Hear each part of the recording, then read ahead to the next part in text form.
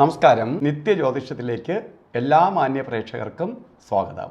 ഇന്ന് 2026 ഫെബ്രുവരി മാസം 1-ാം തീയതി. 1201-ാം ആണ്ട് മകരമാസം 18-ാം തീയതി. മകരമാസം 18-ാം തീയതി ഞായറാഴ്ച. ഇന്ന് ഞായറാഴ്ചയാണ്. സൂര്യഭഗവാന്റെ ദിവസമാണ്. പ്രപഞ്ചനാഥനാണ് സൂര്യൻ. ഇപ്പോൾ സൂര്യന് ജ്യോതിഷശാസ്ത്രത്തിൽ എന്നല്ല എല്ലാത്തിനും വളരെ പ്രാധാന്യമുണ്ട്. പ്രപഞ്ചനാഥനാണ് സൂര്യൻ. സൂര്യൻ്റെ ദിവസം. അതുകൊണ്ടാണ് ഭൂമിയിലെ ഏറെക്കുറെ രാജ്യങ്ങളിലും ഞായറാഴ്ച അവധി ദിവസമായി പ്രഖ്യാപിക്കാൻ കാരണം. അന്ന് ഏറ്റവും എനർജി സേവ് ചെയ്യാൻ പറ്റുന്ന ദിവസമാണ്. അന്ന് എനർജി വേസ്റ്റ് ചെയ്യാൻ പറ്റുന്ന ദിവസമല്ല, എനർജി സേവ് ചെയ്യുന്ന ദിവസമാണ് ഞായറാഴ്ച. അന്ന് നല്ല ദിവസവും കൂടി വന്നാലോ, അപ്പോൾ ഞായറാഴ്ച നല്ല ദിവസം, നല്ല നക്ഷത്രവും കൂടി വന്നാലോ. നക്ഷത്രം വന്നിരിക്കുന്നത് പൂയം നക്ഷത്രം. പൂയ നക്ഷത്രം പൊതുവെ പറയുകയാണെങ്കിൽ ശുഭനക്ഷത്രമാണ്. ശുഭനക്ഷത്രവും ശുഭ ദിനവുമാണ്. അപ്പോൾ ആഴ്ച കൊള്ളാം, നക്ഷത്രം കൊള്ളാം. അപ്പോൾ ഏറ്റവും ശുഭപ്രദമായ ഒരു ദിവസമാണ് ഇന്ന് നമുക്ക് പ്രദാനം ചെയ്ത് തന്നിരിക്കുന്നത്. അതുകൊണ്ട് ശുഭകാര്യങ്ങൾക്കെല്ലാം ഇന്നത്തെ ദിവസം എടുക്കാം. വീട്ടിൽ നിൽക്കുന്ന ദിവസമാണ്, അവധി ദിവസമാണ്.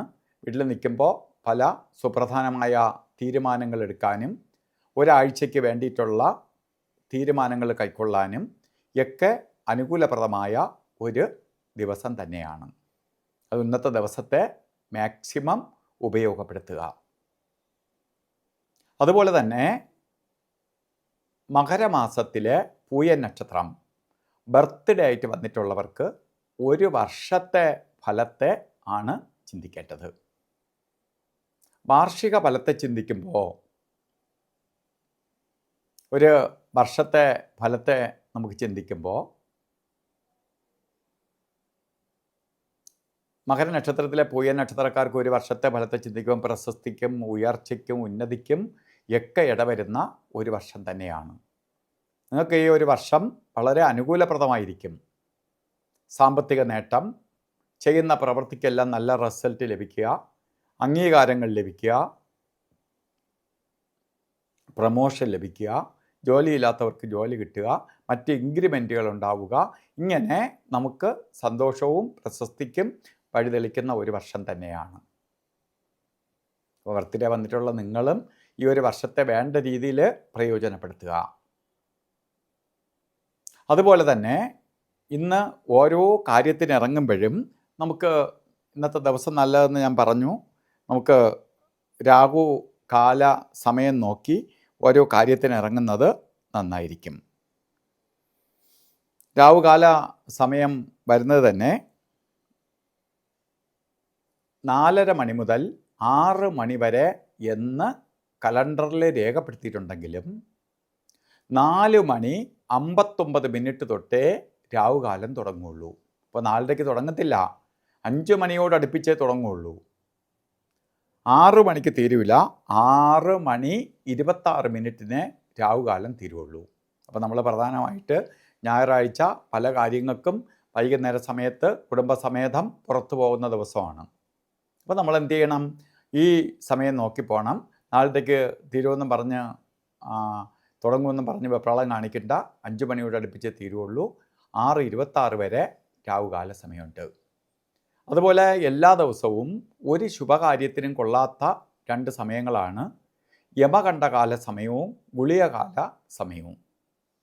അതിൽ യമകണ്ഠകാല സമയം വരുന്നത് 12:38 തൊട്ട് 2:05 വരെയും ഗുളികകാല സമയം വരുന്നത് 3:32 തൊട്ട് 4:59 വരെയും. ഈ സമയം ഒരു ശുഭകാര്യത്തിനും എടുക്കരുത്. അതുപോലെ തന്നെ ഇന്നും നമുക്ക് അഭിജിത്ത് മുഹൂർത്തമുണ്ട്. അല്ലാതെ തന്നെ മുഹൂർത്തമുണ്ട് ഇല്ലെങ്കിൽ പോലും മുഹൂർത്തങ്ങളുടെ രാജാവാണ് അഭിജിത്ത്. അപ്പോൾ അഭിജിത്ത് മുഹൂർത്തം ഇന്ന് വരുന്നത് 12:14 തൊട്ട് 1:02 വരെ 48 മിനിറ്റോളം സമയം അഭിജിത്ത് മുഹൂർത്തത്തിൻ്റെ സമയമാണ്. ഈ സമയം നമുക്ക് ഏത് ശുഭകാര്യങ്ങൾക്കും എടുക്കാം. അതുപോലെ ഇന്നും വീട്ടിൽ നിൽക്കുമ്പോഴും യാത്ര ചെയ്യുമ്പോഴും ഒക്കെ നമുക്ക് വസ്ത്രധാരണത്തിന് പ്രാധാന്യം കൊടുക്കണം. ഇന്ന് ശരിക്ക് ഞായറിൻ്റെ അല്ലെങ്കിൽ ഞായർ സൂര്യൻ്റെ കളറായ റോസ് കളറോ താമരപ്പൂവിൻ്റെ കളറോ അല്ലെങ്കിൽ ശരിക്ക് ചുടുകളുടെ കളറോ ഒക്കെ ആയിട്ടുള്ള വസ്ത്രധാരണത്തിൽ ഉൾപ്പെടുത്തി വസ്ത്രം ധരിച്ചുകൊണ്ട് നിൽക്കുന്നത് പ്രപഞ്ചത്തിൽ നിന്ന് എനർജി സ്വീകരിക്കാനും നമുക്ക് കുറച്ചുകൂടി ഉന്മേഷവും ഉണർവും പ്രദാനം ചെയ്യാനും സഹായിക്കും. ഇന്നത്തെ ദിവസം എല്ലാവർക്കും നല്ലത് വരട്ടെ എന്ന് പ്രാർത്ഥിച്ചുകൊണ്ട് നിർത്തുന്നു. നന്ദി, നമസ്കാരം.